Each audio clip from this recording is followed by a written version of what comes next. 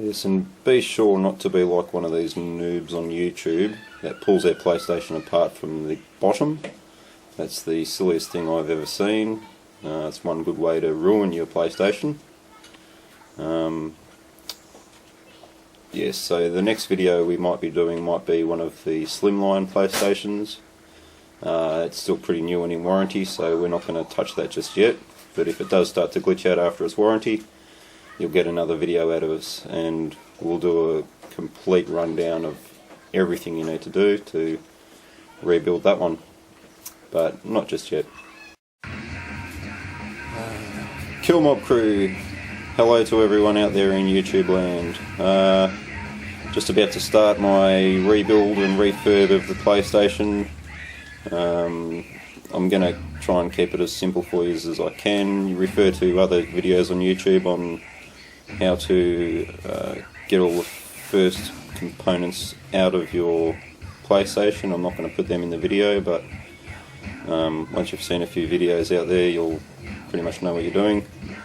Just have all your screws organised in the way they come out, back into the way they go in. I'll do that with A4 paper, draw diagrams of the PlayStation, or just the top view of the PlayStation on the paper, and circles where the nuts go, and then tape your nuts to those circles, and putting it back together shouldn't be a problem.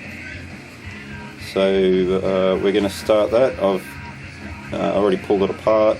I'm going to shoot over to that clip where I'm getting into the meat of it all. So hope you enjoy. And yes, hope you guys learn a thing or two.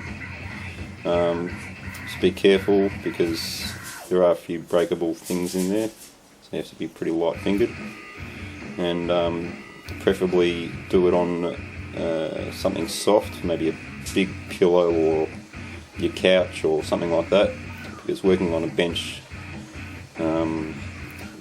well, you'll see what I mean. Okay, so we're going to do the $12.50 thermal paste and home refurb of the PS3. We've got the motherboard out here.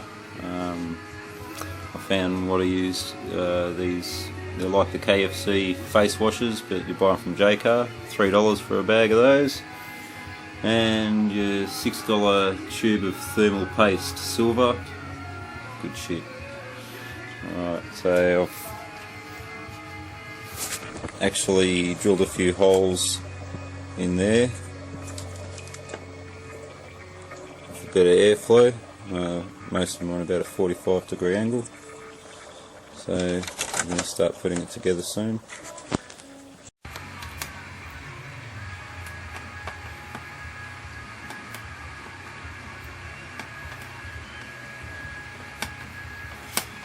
Yeah, there's 4 main layers of nuts and screws, I'm pretty sure. That's what I found out, and I've just drawn a diagram on the bits of paper over here.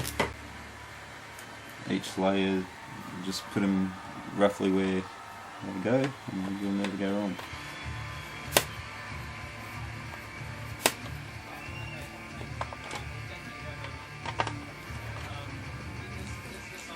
I took this apart yesterday, so it's a lot cleaner today.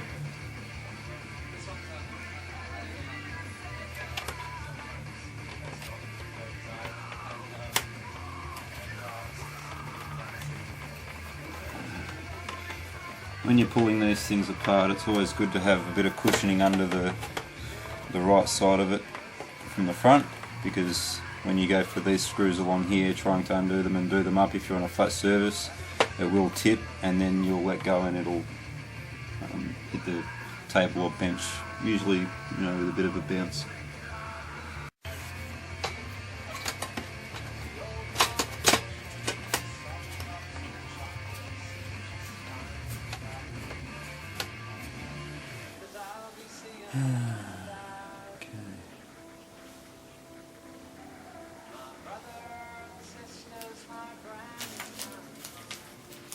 These 2 nuts I'll put over here.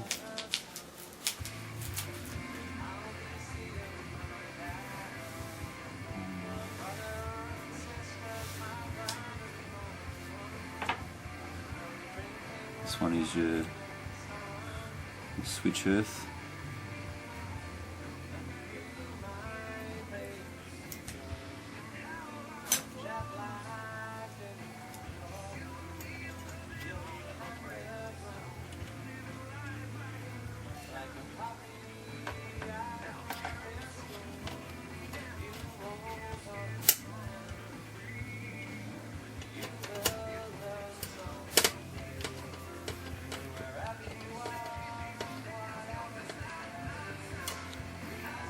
That one on nice and tight.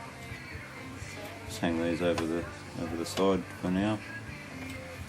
Have this one come back here if you can. And rest of there. You've got to get your motherboard on now. Everything good clean with these, even though they look clean. So shit that comes off them every time. Good little wipes these, you can be rough with them. All the burn marks off it.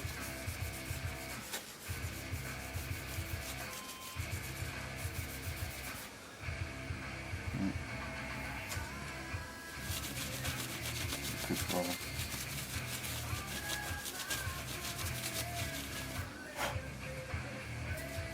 Alright, put that there for now. Get our goo.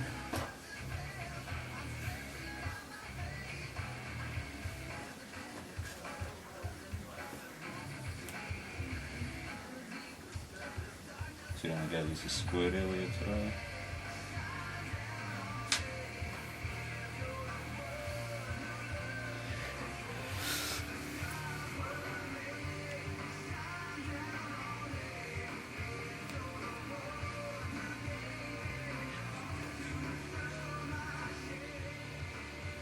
Try not to get any gaps in it.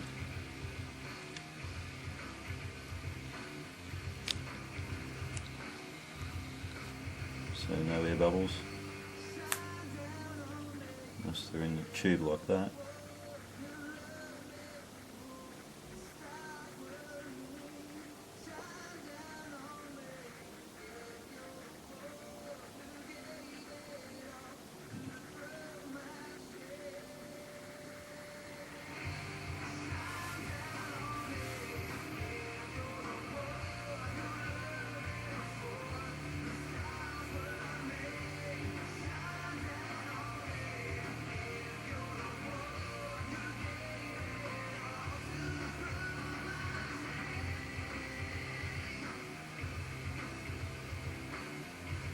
So you know the corners will get filled up when it does push down. Hopefully it's not too much.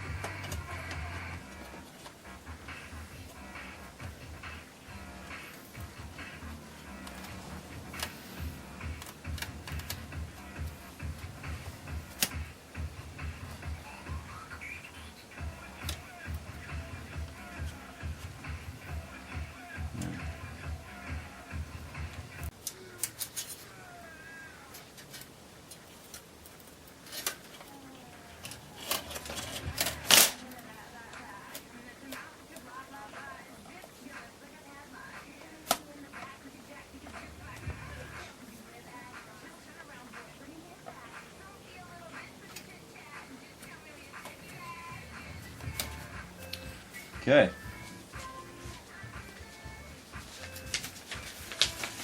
These.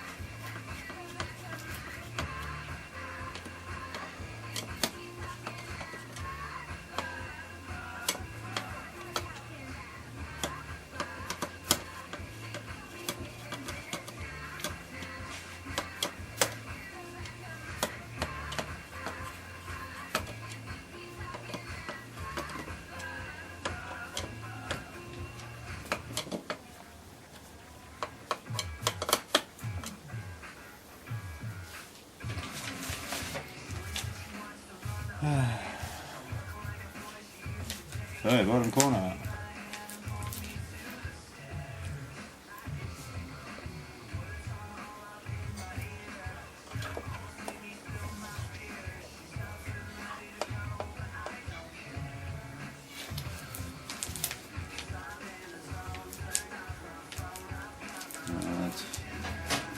Let's do it 2 from weight and go anti-clockwise. Here's your best bet.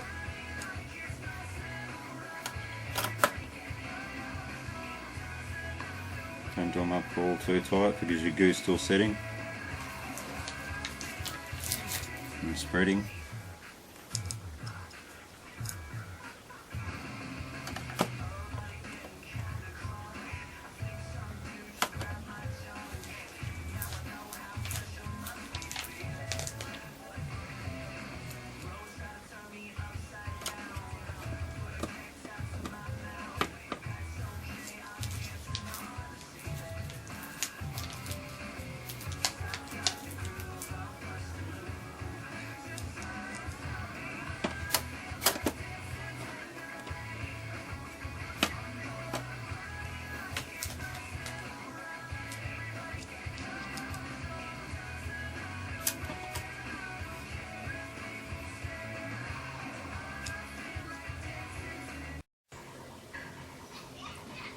Okay, so Kill Mob Crew here.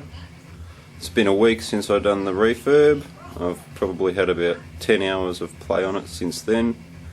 It did freeze up on me just twice, but that was in the first night I put it together, so the thermo paste was obviously still setting.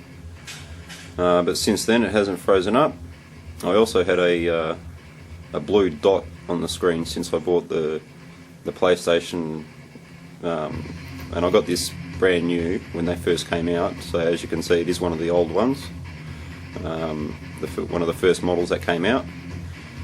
There was always a little blue dot in the top left hand corner of the screen, and it was like the same sort of blue that you get on the actual PlayStation underneath that red button when it's turned on. Somehow that's disappeared since I've done this, which is a good thing. Yeah, so the cooling is a lot better. I'm going to keep it vertical, like as it is, because as you can see, well, you can't really see there, but I have drilled the holes in the back for airflow. So yeah, shout out to all the boys on Battlefield and Dirt 2 and the old Grid gang, Super Stocks. Hello to all you trippers. Let's turn this on and see what happens.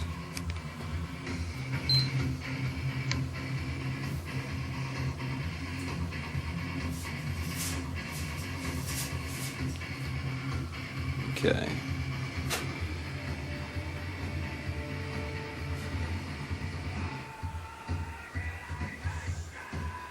So there's our new epilepsy warning that PlayStation have obviously put on there, which they should have put on years ago. But, well, they had to sell them, didn't they?